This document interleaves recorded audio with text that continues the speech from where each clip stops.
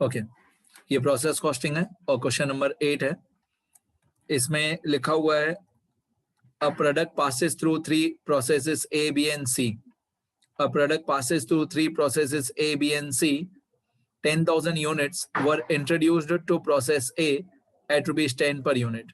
अब आप लोगों को आंसर शुरू करने से पहले, कुछ भी पढ़ने से पहले, आपको पहले पेज पे एक प्रोसेस ए अकाउंट बनाना है, जैसे लास्ट एक दो क्वेश्चंस पे आप लोगों ने किया है, particulars quantity amount, particulars quantity amount. फिर एक ब्लैंक अकाउंट बनाना है, ये अबनॉर्मल लॉस भी हो सकता है या अबनॉर्मल गेन भी हो सकता है। फिर एक नॉर्मल कॉस्ट पर यूनिट का कैलकुलेशन लिखना है। ये सब आपका एक पेज में ही आ जाएगा, नहीं भी आए तो 2 पेज यूज कर लेना, कोई बात नहीं।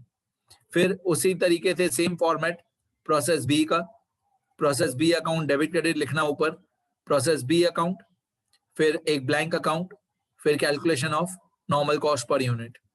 फिर उसी तरीके से process C account, process C account, फिर एक ब्लैंक अकाउंट, फिर calculation of normal cost per unit. अब स्टार्टिंग में प्रोसेस ए में क्वेश्चन में लिखा हुआ था कि हम लोगों ने 10,000 यूनिट्स इंट्रोड्यूस किए, हम लोगों ने 10,000 यूनिट्स इंट्रोड्यूस किए प्रोसेस ए में, ये क्वेश्चन में लिखा हुआ था, ये रहा 10,000 units were introduced to process A at rupees 10 per unit. अभी कोई भी लिखना नहीं, जब तक मैं समझा रहा हूं सिर्फ देखते रहो। 10,000 यूनिट्स एट रुपीज 10, सिर्फ स्क्रीन पे ध्यान दो बस, और कुछ नहीं करना है।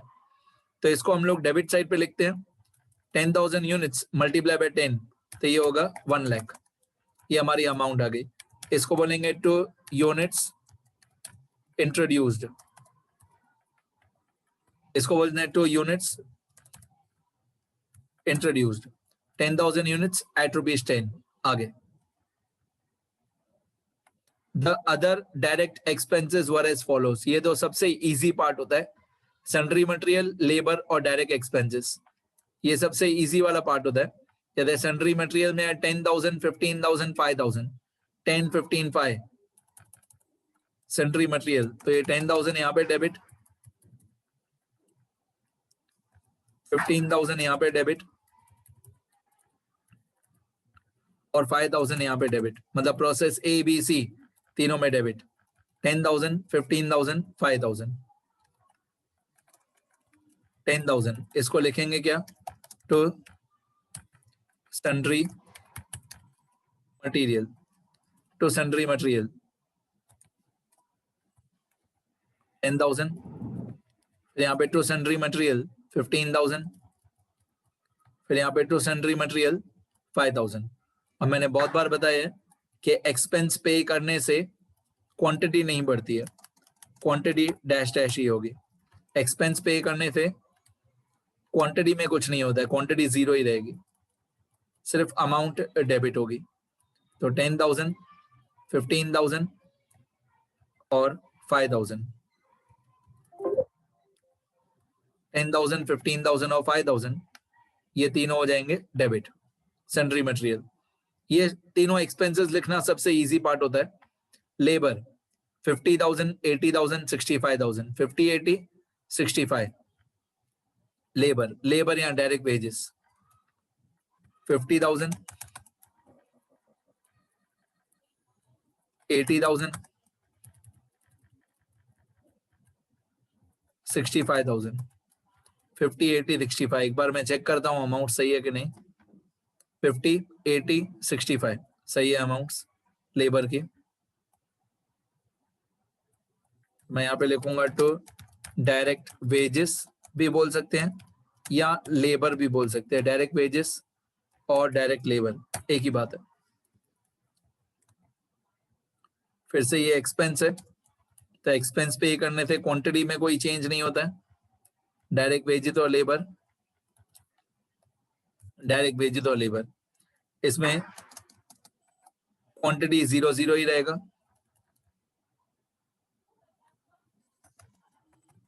क्वांटिटी 0,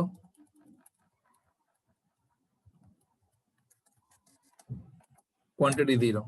आगे इसके बाद आप लोगों को दिया हुआ है क्वेश्चन में डायरेक्ट एक्सपेंसेस 10,500, 11,875 और 20090, 10,500, 11,875, 20090।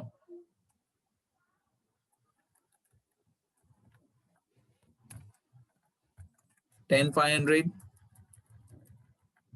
11,875, 2,00,90. एक्सपेंस में क्वांटिटी में कुछ भी नहीं, खाली अमाउंट आएगी.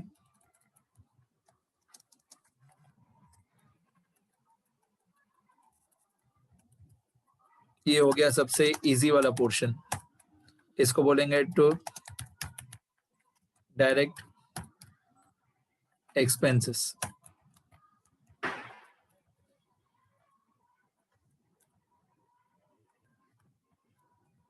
प्रोसेस ए, प्रोसेस बी और ये प्रोसेस सी. 2,00,90, 11,875 और 10,500. 10,500, 11,875, 2,0090.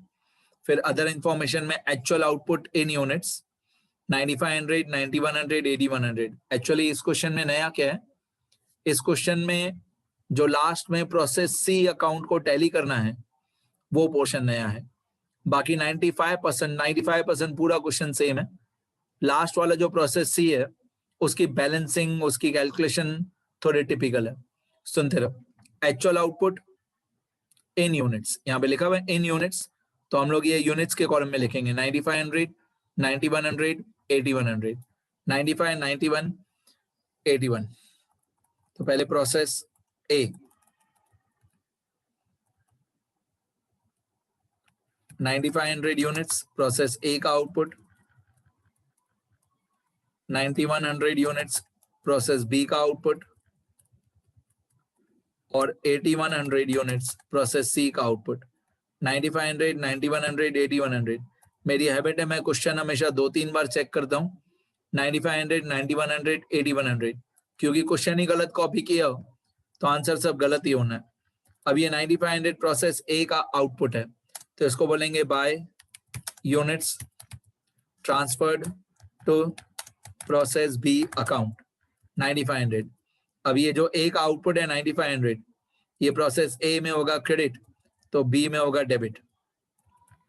प्रोसेस बी में होगा डेबिट 9,500. इसको बोलेंगे to units transferred from process A account.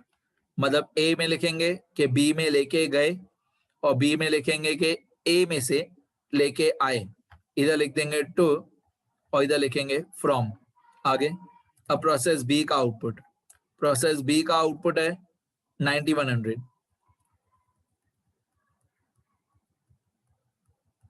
Process B का आउटपुट है ये 9,100. इसमें लिखेंगे by units transferred to process C account, by units transferred to process C account.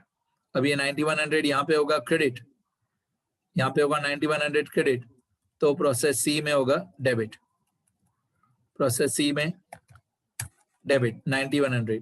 इसको बोलेंगे टू यूनिट्स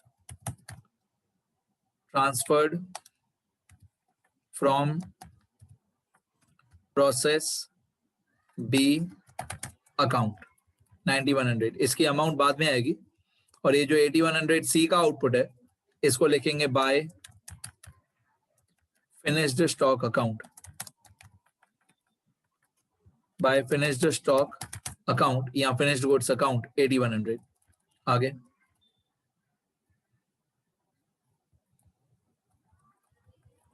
आगे अब यहाँ पे 5th पॉइंट में लिखा हुआ है normal wastage 3%, 5% question mark. Normal wastage मतलब नॉर्मल लॉस 3%, 5% क्वेश्चन मार्क. 3% और 5% तो इजी है, ये क्वेश्चन मार्क वाला बहुत हार्ड है. ये प्रोसेस सी में जो क्वेश्चन मार्क है इसकी वजह से ही मैंने एक्चुअली पूरा क्वेश्चन शुरू किया, ये क्वेश्चन मार्क की वजह से. तो प्रोसेस ए और बी में 3%, 5% नॉर्मल लॉस. नॉर्मल लॉस जो है 3%, 5%, सुनते रहो, बाय नॉर्मल लॉस. और ये यहाँ पे है 3%. अब सीधी बात है 3% किसका होता है? 3% होता है 3% किसका होता है? 3% होता है इनपुट का, यहाँ पे इनपुट कितना है 10,000 यूनिट्स, तो ये जो 10,000 यूनिट्स है उसका 3% हम लोग यहाँ पे निकालेंगे, इनपुट का 3%, इनपुट की क्वांटिटी का 3%, ये जो इनपुट की क्वांटिटी है 10,000 उसका 3%। तो मैं यहाँ पे कैलकुलेशन लिख देता हूँ कि ये होगा 10,000 यूनिट्स मल्टीप्लाई 3 डिवाइड बाय 100, तो ऑब्वियसली ये आएगा 300 यूनिट्स। इसकी अमाउंट थोड़ी देर के बाद क्वेश्चन में दी हुई होगी तब लिखूंगा। अब यहाँ पे मैंने क्वांटिटी लिख दिया 300, मतलब जितना इनपुट है हमारा 10,000 उसका 3% 300। फिर प्रोसेस बी में लिखा हुआ था 5%। अब 5% किसका, जो इसका इनपुट है 9500 उसका 5%, तो मैं लिखूंगा पहले तो बाय नॉर्मल लॉस, और जो इनपुट है 9500, जो इनपुट है 9500 उसको मल्टीप्लाई बाय 5 डिवाइड बाय 100, तो 9500 का 5% equal to 9500 multiply 5 divide by 100, तो ये आएगा 475। अमाउंट इसकी 2 मिनट के बाद क्वेश्चन में दी हुई होगी। ओके, अब प्रोसेस सी, प्रोसेस सी में बताया हुआ ही नहीं है कि नॉर्मल लॉस कितना परसेंटेज है, बाय नॉर्मल लॉस कितना परसेंटेज है वो बताया हुआ नहीं है। अगर परसेंटेज बताया हुआ होता तो हम इस पे निकालते 9100 पे। अगर फॉर एग्जांपल बताया हुआ होता कोई भी परसेंटेज तो वो 9100 मल्टीप्लाई बाय, समझो x परसेंटेज है, 9100 multiply by x percentage upon 100, पर इस क्वेश्चन में बताया हुआ नहीं है कि कितना परसेंटेज है। अगर परसेंटेज बताया हुआ होता तो हम इस 9100 का परसेंटेज निकालते, पर यहाँ पे बताया हुआ नहीं है, इसलिए मैं ये वाली कैलकुलेशन डिलीट कर रहा हूँ। 9100 इंटू एक्स अपॉन 100 ये मैं डिलीट कर देता हूँ। ओके, आगे क्वेश्चन में जाते हैं। क्वेश्चन में लिखा हुआ है सेलिंग, ये 6th point, selling price of normal wastage per unit, selling price of normal wastage per unit 2.5, 5 और 10, selling price of normal wastage per unit 2.5, 5 और 10, ये नॉर्मल लॉस का सेलिंग प्राइस है, नॉर्मल लॉस का सेलिंग प्राइस है 2.5, 5 और 10। Okay, ये भी बहुत इंपॉर्टेंट है, 2.5, 5 और 10। एक बार फिर से देख लें अमाउंट्स, ये रहे 2.5, 5 और 10। ओके, तो मैं यहाँ पे लिखूंगा एट द रेट 2.5 रुपीज, तो 300 multiply by 2.5 rupees per unit, तो यहाँ पे अमाउंट आ जाएगी 300 मल्टीप्लाई 2.5 पर यूनिट, तो इसकी अमाउंट आ जाएगी 750। सेकंड वाले का नॉर्मल लॉस का रेट था प्रोसेस बी का 5 रुपीज, तो eight the rate of 5 rupees, तो ये जो क्वांटिटी है 475, इसको हम लोग मल्टीप्लाई बाय 5 कर देंगे, 475 मल्टीप्लाई बाय 5, 475 मल्टीप्लाई बाय 5, तो ये आएगा 2375, 475 मल्टीप्लाई बाय 5, 2375।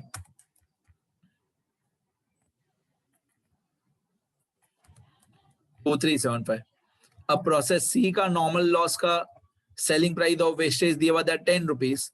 मैं आपको बार बार बोल रहा हूं, इसी की वजह से ये नॉर्मल लॉस जो है प्रोसेस सी का, इसी की वजह से मैंने पूरा क्वेश्चन शुरू किया है। मैं बार बार बता रहा हूं आपको, ये जो नॉर्मल लॉस है, ये जो नॉर्मल लॉस है उसका रेट है 10 रुपीज, लेकिन क्वांटिटी हमको बताई हुई नहीं है। नॉर्मल लॉस की क्वांटिटी कितनी वो नहीं मालूम है, तो जितनी भी ये क्वांटिटी होगी, नॉर्मल लॉस की क्वांटिटी या यूनिट्स होगी, उसको मल्टीप्लाई बाय 10 कर देंगे तो नॉर्मल लॉस की अमाउंट आ जाएगी, लेकिन हमको क्वांटिटी नहीं मालूम है तो 10 मल्टीप्लाई कैसे करेंगे, वही वही वही मेरे को समझाना है कहां से आएगा आगे। मतलब सबसे इंपॉर्टेंट प्रोसेस सी है, उसका ध्यान रखना। आगे फिर ये जो लिखा हुआ है the final product was sold at ₹51 per unit. Okay, अब इसको मैं अलग से एक वर्किंग नोट्स में selling price 51 rupees per unit करके लिखता हूं। वर्किंग नोट्स में सुनते रहना, यहां से नई गेम शुरू होती है। ये वर्किंग नोट्स हमारे, और selling price of final product, selling price of final product equal to 51 rupees, equal to 51 rupees per unit. Done. Selling price of final product is 51 rupees per unit. आगे question आगे, the final product मतलब जो process C का output है वो, क्योंकि process C में लिखा हुआ है बाय फिनिश गुड्स, तो फाइनल प्रोडक्ट मतलब प्रोसेस सी का जो आउटपुट है वो। अगर आपको याद हो तो हम लोगों ने जो प्रीवियस क्वेश्चन किया था इससे पहले, 8 से पहले कौन सा किया था, 6, इसमें फाइनल प्रोडक्ट की सेलिंग प्राइस पूछी हुई थी।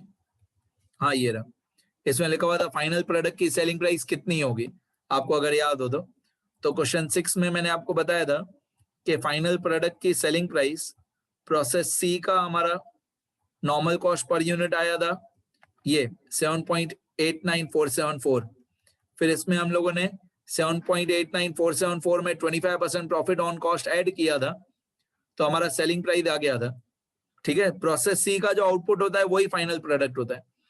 तो इसमें क्या थे, हम लोगों ने कॉस्ट प्राइस में प्रॉफिट ऐड किया था तो सेलिंग प्राइस आ गया था।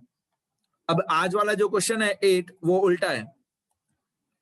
आज वाले क्वेश्चन में 8 में हम लोगों को सेलिंग प्राइस दिया हुआ है 51 रुपीज, इसमें से कॉस्ट प्राइस फाइंड आउट करना है। The final product was sold at ₹51 per unit, fetching a profit of 16.2% on sales। ये प्रॉफिट है 16/3% on sales। अब सुनना ध्यान से मैं क्या करता हूं, प्रॉफिट जो है वो है equal to 16/3% on sales, on sales ही लिखा हुआ है, प्रॉफिट 16/3% ऑन सेल्स। अब 2/3 आप करने जाओ ना, देखो बेटा मैं करके दिखाता हूँ। 2/3 कितना होता है, 0.666666 होता है। 2/3 0.666666 होता है। ठीक है, तो 16/3 मतलब 16.66666667% ऑन सेल्स। 16/3 मतलब 16.666667% ऑन सेल्स ही है। ये जो प्रॉफिट है उसमें ऑन सेल्स ही लिखा हुआ है। अब अमाउंट भी सेल्स की दी हुई है और परसेंटेज भी सेल्स का ही दिया हुआ है, तो ये इजी है। हम सेलिंग प्राइस में दे प्रॉफिट को माइनस कर देंगे तो हमारा कॉस्ट प्राइस आ जाएगा। सेलिंग प्राइस में दे प्रॉफिट को माइनस कर देंगे तो हमारा सीपी कॉस्ट प्राइस आ जाएगा। अब प्रॉफिट यहाँ पे लिखा हुआ है 16.666667 ऑन सेल्स, मतलब 51 मल्टीप्लाई 16.666666 अपॉन 100। ठीक है, इस तरीके से 51 रुपीज पे 16.67% करेंगे तो हमारे प्रॉफिट की अमाउंट आ जाएगी। देखो 51 मल्टीप्लाई बाय 16.66666667 डिवाइडेड बाय 100, तो हमारे प्रॉफिट की अमाउंट आ जाएगी 8.5। वैसे ही आएगा 8.499999, तो 8.499999 रफली 8.5 होता है। आप कैलसी पे ट्राई करना, ये वाला कैलकुलेशन ट्राई करना, 51 मल्टीप्लाई बाय 16.6667 डिवाइड बाय 100, तो आपका प्रॉफिट आ जाएगा 8.5। अब 51 रुपीज सेलिंग प्राइस में दे 8.5 cost price, sorry 51 rupees selling price में दे 8.5 प्रॉफिट माइनस करेंगे तो हमारा कॉस्ट प्राइस आ जाएगा 42.5 रुपीज पर यूनिट।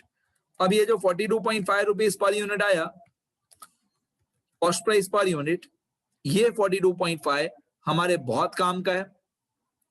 जो बाकी सारे क्वेश्चंस में हम normal cost per unit find out करते हैं, वो इस क्वेश्चन में नॉर्मल कॉस्ट पर यूनिट 42.5 हमको दिया हुआ ही है पहले से ही। तो जो प्रोसेस सी का ये कैलकुलेशन होगा नॉर्मल कॉस्ट पर यूनिट का, इसमें एलएचएस में 42.5 रुपीज ये हम लोगों को ऑलरेडी क्वेश्चन में दिया हुआ ही है, 42.5 रुपीज पर यूनिट। तो ये normal cost per unit process C का पहले से ही दिया हुआ है, मतलब प्रोसेस सी पूरा उल्टा सॉल्व होगा। नॉर्मल कॉस्ट पर यूनिट पहले से ही दिया हुआ है, ए और बी सीधे सॉल्व होंगे, सी उल्टा सॉल्व होगा, नीचे से ऊपर तक जाएंगे प्रोसेस सी में। ठीक है, ये 42.5 हमको काम आएगा बहुत। आगे बढ़ते हैं, बाद में काम आएगा, बाद में जब ए और बी टैली हो जाएगा उसके बाद। आगे prepare process account, and find out the percentage of normal wastage in process C. Process C में ये जो परसेंटेज का क्वेश्चन मार्क था ना, ये प्रोसेस सी में पूछा है कि कितना परसेंट नॉर्मल लॉस है वो बताओ। ठीक है, वो तो खैर आखिर अंत की एंडिंग की बात है। फिलहाल मैं चेक कर रहा हूं कि कुछ रह तो नहीं गया। ये 10,000 इंटू 10 हो गया, ये मटेरियल लेबर डायरेक्ट एक्सपेंस हो गया, फिर एक्चुअल आउटपुट हो गया 9500, 9100, 8100, ये नॉर्मल लॉस हो गया 3%, 5% क्वेश्चन मार्क, ये 2.5, 5 और 10 ये भी लिख दिया, और ये 51 रुपीज भी वर्किंग नोट में लिख दिया, ये 16 2/3% भी लिख दिया। डन। अब अभी प्रोसेस ए को टैली करेंगे। ए और बी को टैली करने में कोई नया काम नहीं है। प्रोसेस ए और बी को टैली करना कुछ मुश्किल नहीं है, जैसे रोज करते हैं वैसे ही है। पहले प्रोसेस ए में पहले क्वांटिटी का कॉलम, मतलब ए हो या बी हो या सी हो, हमेशा पहले क्वांटिटी का कॉलम। तो equal to sum from 10,000 to dash dash dash dash. तो टोटल आया हमारा 10,000 डेबिट का टोटल। क्रेडिट का टोटल है 9,800। तो डेबिट का टोटल है 10,000, क्रेडिट का टोटल है 9,800, तो ऑब्वियसली हमारा डिफरेंस आएगा 200।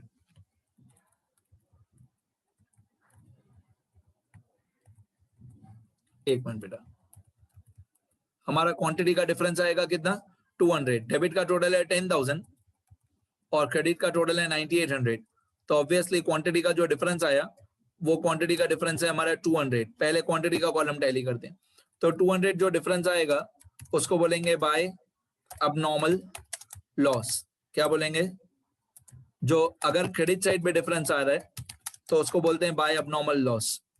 क्वांटिटी का डिफरेंस क्रेडिट साइड पे आ रहा है तो अबनॉर्मल लॉस, और क्वांटिटी का डिफरेंस डेबिट साइड पे आ रहा है तो अबनॉर्मल गेन।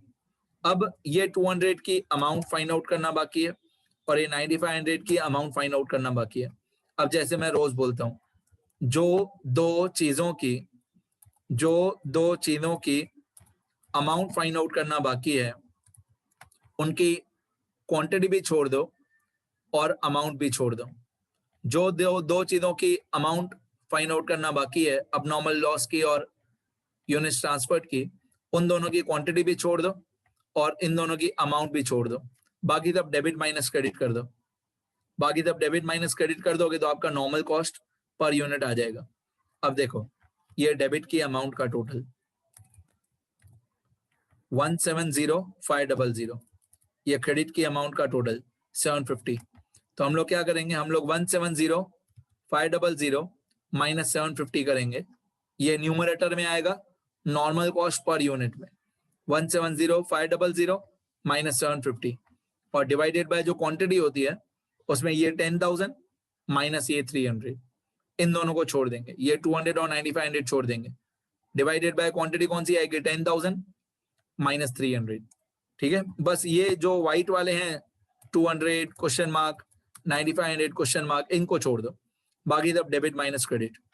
तो ऊपर आएगा 170,500 माइनस 750।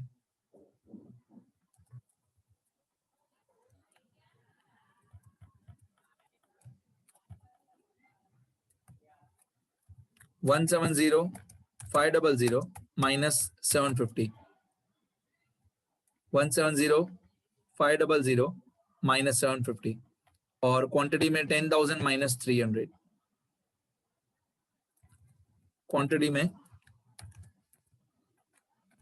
10,000 माइनस 300। आगे तो ऊपर आएगा इक्वल टू 170,500 माइनस 750, तो ये आएगा 169,750, और डिनोमिनेटर में 10,000 माइनस 300, 10,000 माइनस 300, तो ये आएगा 9,700। आगे यहां से हमारा नॉर्मल कॉस्ट पर यूनिट आ जाएगा इक्वल टू 169,750 डिवाइडेड बाय 9,700। तो नॉर्मल कॉस्ट पर यूनिट आया हमारा 17.5। मैं डेसिमल प्लेसेस बढ़ा के देख रहा हूं, परफेक्ट है 17.5, 17.50। वैसे 2 डेसिमल तक लिखना चाहिए। 17.50 रुपीज पर यूनिट। अब ये जो नॉर्मल कॉस्ट पर यूनिट आया 17.5, इसको अब नॉर्मल लॉस में भी मल्टीप्लाई कर देंगे 17.5 at the rate of 17.5 rupees, और इसको units transferred to process B, इसमें भी मल्टीप्लाई कर देंगे 17.5। मतलब इन दोनों जगह पे 17.5 मल्टीप्लाई हो जाएगा। तो अब ये अमाउंट आ जाएगी 200 मल्टीप्लाई बाय 17.5 3500, और ये अमाउंट आ जाएगी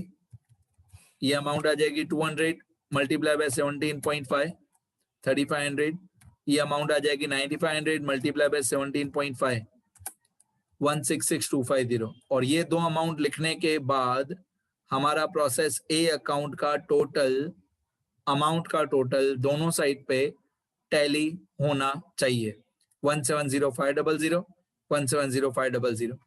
अभी आपको मालूम है कि यहाँ पे मैं कुछ भी नया नहीं सिखा रहा हूँ, नया प्रोसेस सी में। आगे अब ये जो अबनॉर्मल लॉस की दोनों क्वांटिटी और अमाउंट है 200 और 3500, ये अबनॉर्मल लॉस अकाउंट में हो जाएगा डेबिट 200 और 3500। तो मैं यहाँ पे लिखूंगा अबनॉर्मल लॉस अकाउंट, मतलब ये 200 और 3500 यहाँ पे हुआ, प्रोसेस ए में हुआ क्रेडिट, तो अबनॉर्मल लॉस में होगा debit to process A account.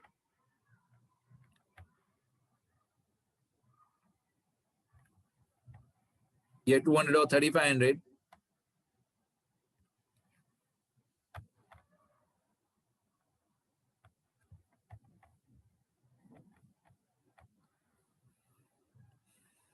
ये 200 और 3500 प्रोसेस ए में हुआ क्रेडिट, तो अब नॉर्मल लॉस में होगा डेबिट।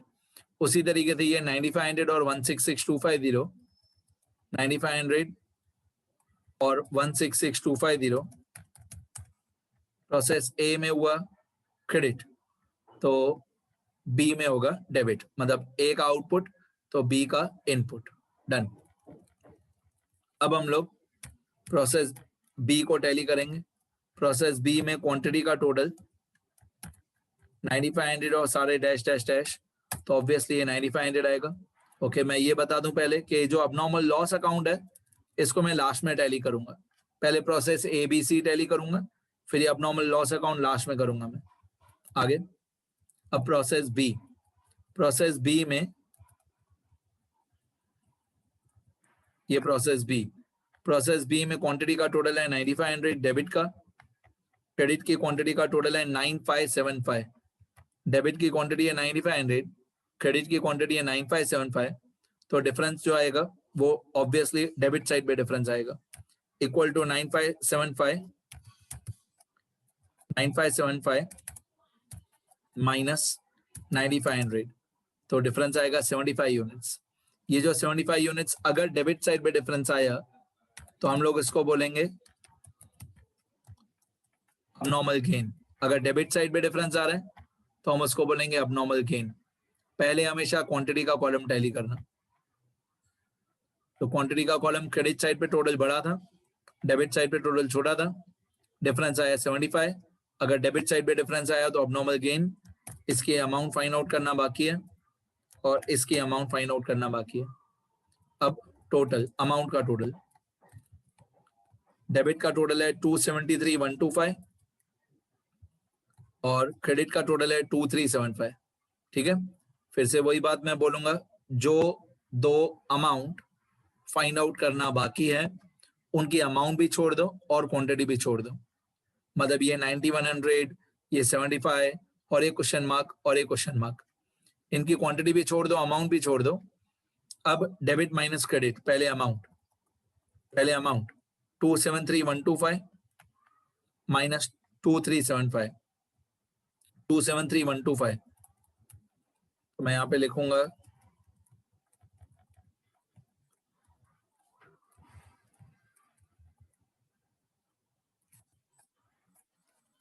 273,125 माइनस 2375। ठीक है, 273,125 माइनस 2375, 273,125 माइनस 2375। ओके, अभी अमाउंट अभी क्वांटिटी में आपको क्या करना है, ये 9100 को छोड़ देना है और ये 75 को छोड़ देना है। 9500 माइनस 475, डेबिट की क्वांटिटी सारी माइनस क्रेडिट की क्वांटिटी सारी, जो ये व्हाइट वाले हैं उनको छोड़ के 9500 माइनस 475, 9500 माइनस 475। अब इसको सॉल्व करते हैं, equal to 273,125 minus 2375 divided by 9500 minus 475। Okay, तो ऊपर आया 270,750 अपॉन में आया 9025, तो 270,750 डिवाइडेड बाय 9025, तो हमारा रेट आ रहा है एग्जैक्टली 30 रुपीज।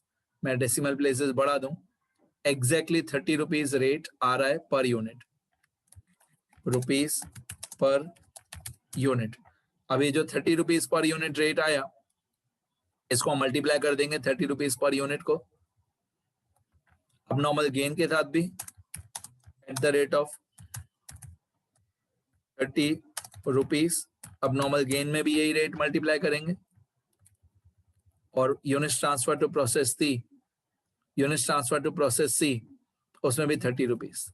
तो यहाँ पे आएगा इक्वल टू 75 मल्टीप्लाई बाय 30, तो ये होता है 2250, और यहाँ पे आएगा इक्वल टू 9100 मल्टीप्लाई बाय 30, तो ये आएगा 2,73,000। तो दोनों को मैंने 30 से मल्टीप्लाई कर दिया, 75 मल्टीप्लाई बाय 30 और 9100 मल्टीप्लाई बाय 30।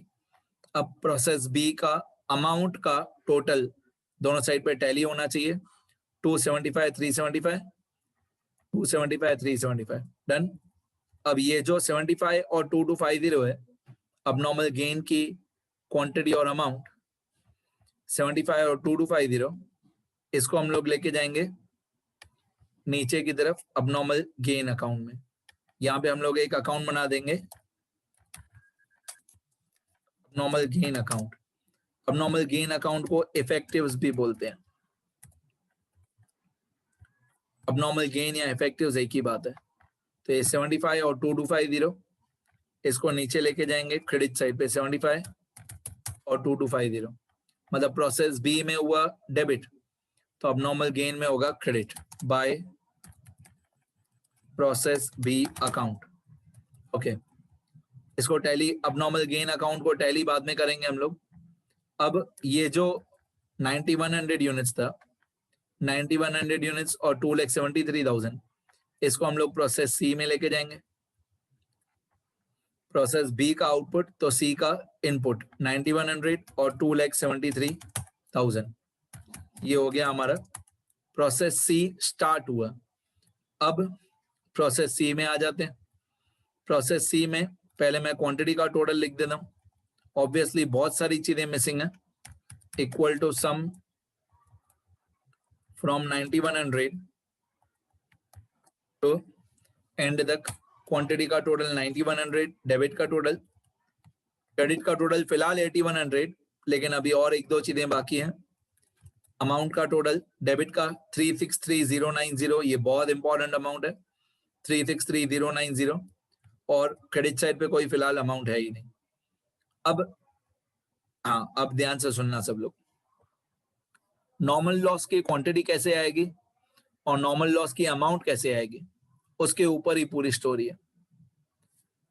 मैं एक छोटा सा वेरिएबल टर्म यहाँ पे लिख दूंगा, तो जो इंटेलिजेंट या ओवर इंटेलिजेंट या रैंकर स्टूडेंट्स हैं, वो पूरा वर्क बैक मेथड करके, पूरा उल्टा सॉल्व करके क्वेश्चन को खत्म कर सकते हैं, क्योंकि ये वीडियो कंप्लीट होने में एग्जैक्टली 2 मिनट बाकी हैं।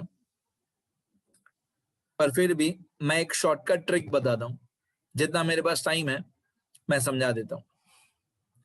इस क्वेश्चन को सॉल्व करने की बेस्ट ट्रिक है, या यू कैन से एक ही ट्रिक है, क्या नॉर्मल लॉस की ये जो क्वांटिटी है, ये जो क्वांटिटी है नॉर्मल लॉस की, इसको सपोज कर लेंगे हम लोग बचपन के जैसे x। Suppose the quantity of normal loss is x। ये अगर आप लोगों ने सही से सपोज कर लिया, सपोज x, तो बाकी सारी चीजें धीरे धीरे धीरे धीरे खुद ही सॉल्व होते जाएंगी। तो अमाउंट हो जाएगा x मल्टीप्लाई बाय 10 रुपीज, तो अमाउंट हो जाएगा 10x। ये अमाउंट हो जाएगा 10x। ऑब्वियसली x और 10x की x का नंबर क्या होगा, 10x का नंबर क्या होगा, वो सब सॉल्व करना बाकी है। लेकिन अभी तक हमको ये भी नहीं मालूम है कि अबनॉर्मल लॉस है कि अबनॉर्मल गेन है, वो भी अभी तक हमको पता नहीं है। ओके, अभी हम इस क्वेश्चन को उल्टा स्टार्ट करेंगे। नॉर्मल कॉस्ट पर यूनिट कितना दिया हुआ था, 42.5 रुपीज। ये normal cost per unit 42.5 rupees, जो हम लोगों ने सेलिंग प्राइस में दे उल्टा सॉल्व नहीं किया बेटा, ये सेलिंग प्राइस में दे प्रॉफिट माइनस किया, तो नॉर्मल कॉस्ट पर यूनिट आ गया 42.5। ये नॉर्मल कॉस्ट पर यूनिट 42.5। अब debit amount minus credit amount, जब हम लोग debit amount minus credit amount करेंगे, सुनना, debit amount minus credit amount, तो डेबिट की अमाउंट 363090 माइनस क्रेडिट की अमाउंट 10x। ठीक है, ओके।